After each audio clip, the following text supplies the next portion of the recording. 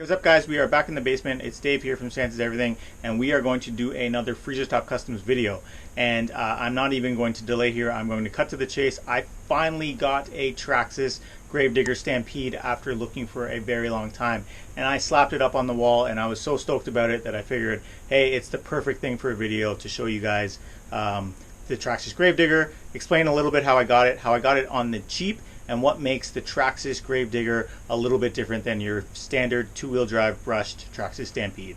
Guys, there it is on the wall, my new to me Traxxas Grave Digger. Actually, if I'm going to be completely honest, it is new to my son because I am probably never going to be able to touch it, and he's only going to let me drive Max D because he, like myself, is a huge Grave Digger fan. I have been a Grave Digger fan since, I don't know, man, like 96, 97. Whenever Grave Diggers started showing up on TV, you know, TNN before it was Spike TV, I used to watch all the monster truck stuff then. I don't even think it was Monster Jam then. I've been a Grave Diggers fan since then, and I passed it down to him. We have a ton of little Monster Jam trucks kicking around this house and a bunch of little Grave Diggers that I will splice into a video now for you to see. Obviously, seeing that, you know that I'm a Grave Digger fan and he's a Grave Digger fan, and adding this to my collection is something that I absolutely had to do. And I think you will all agree that it looks great up on the wall there. So I'm going to throw it down on this freezer top and show you the difference between a Traxxas Grave Digger and a standard Stampede, which I actually don't have anymore, but I will do my best with what I have. Alright, so here we are on the freezer, my two Monster Jam Traxxas Stampedes. This one, like I said, I did get off Facebook Marketplace. It cost me 50 bucks. It did not have any electronics in it.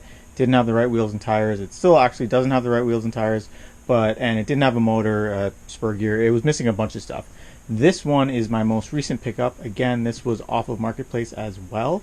It cost me well under the going rate for the current Traxxas Grave Digger. So I picked this thing up off of Marketplace, and when I got it, it did have the original AM radio in it. I have since taken that out, but let me take the bodies off these two guys and show you a little bit of a difference that you get with the Monster Jam Stampedes versus your standard two-wheel drive Traxxas Stampede. Okay, so body off, starting with this one, which is the one that's closest to a stock Stampede, at least chassis-wise. You can see that it doesn't have Traxxas radio equipment in it. It's a Red Cat receiver and just some aftermarket Amazon speed controller.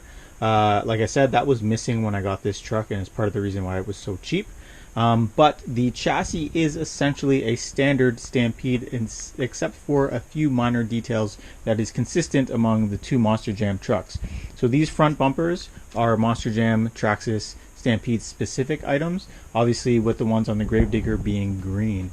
The other big difference between the Grave Digger one and the standard ones is the chassis here is gray, whereas on Grave Digger it is all blacked out. I guess Grave Digger commands a little bit more customization. The green springs as well, and the green supports under here.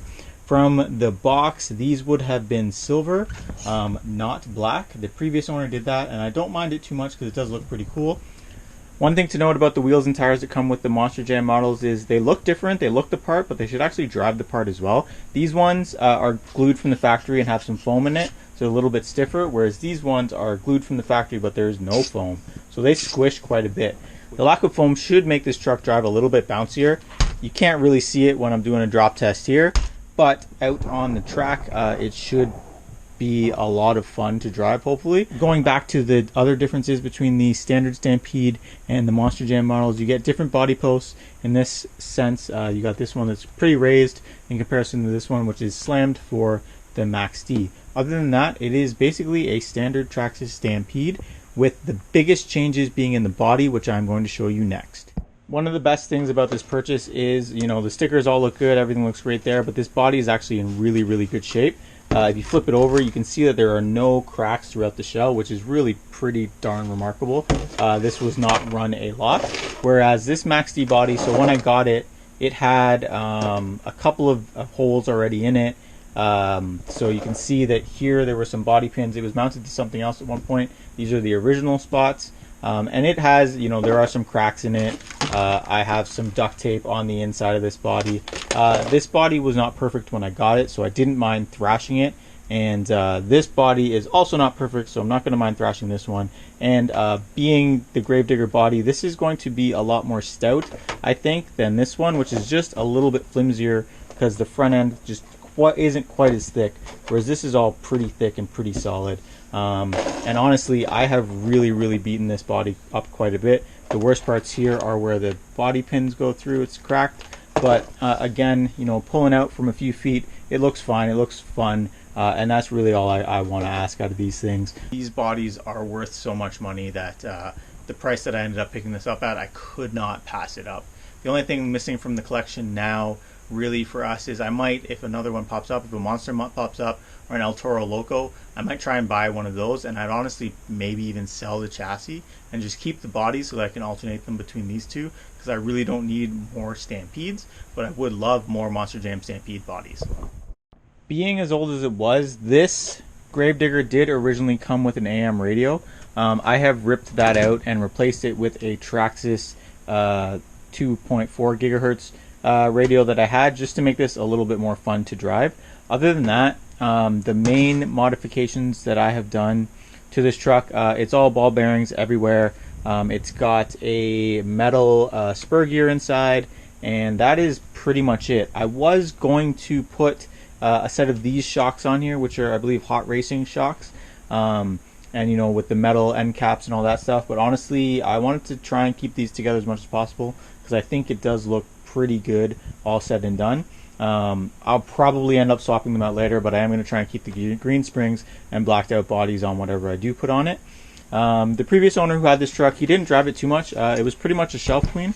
It does show a little bit of wear, but nothing too ridiculous. You can tell that he bottomed out the bumper a little bit, but even if you flip around to the back, he didn't wheelie it too much, so it's not too bad, really. A smarter individual would probably not drive this particular truck and keep it on the shelf and let it go up in value. But I'm not a smart individual. Also, both my son and I are huge Grave Digger fans, and we have been that. I've been that since Encyclopedia Britannica CDs, and I would search monster trucks in my school library and watch like the minute-long video that they would show in that, and that's definitely dating me, but I've been a Grave Digger fan for a long time, and my son has too, because naturally I passed that on to him.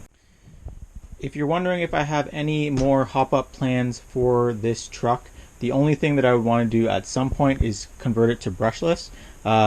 Again, being what this is, and even though I don't want to sell it, I'll probably go with the Traxxas VXL brushless on this, just to keep it all Traxxas. Max D will probably get an Amazon brushless thing. I do run them both on LiPo, so that shouldn't be an issue.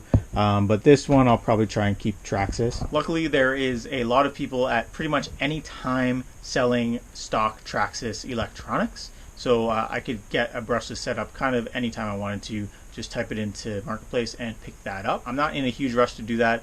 Being brushed, both of these trucks are pretty quick for what they are, and I run them on LiPo, so I don't really have too much of an issue with runtime. I can honestly get about 45 minutes out of each, which is plenty. And I have 4 batteries, so you know, my son and I get a ton of driving time in them, and we plan to drive these a lot. I hope to get out to Extreme RC at some point and show you these running, but I mean, if you've seen a 2-wheel drive Traxxas Stampede run, then you kind of know what this looks like running, and really I just love the novelty of running around with some Monster Jam trucks. I'm a big kid, and thankfully my son lets me continue to be a big kid. Thanks once again for indulging my RC addiction again while I do a little bit of work in the garage to catch up on Project Why Wait. I am super pleased, as always, to bring you guys some RC content and shake things up a little bit on the channel.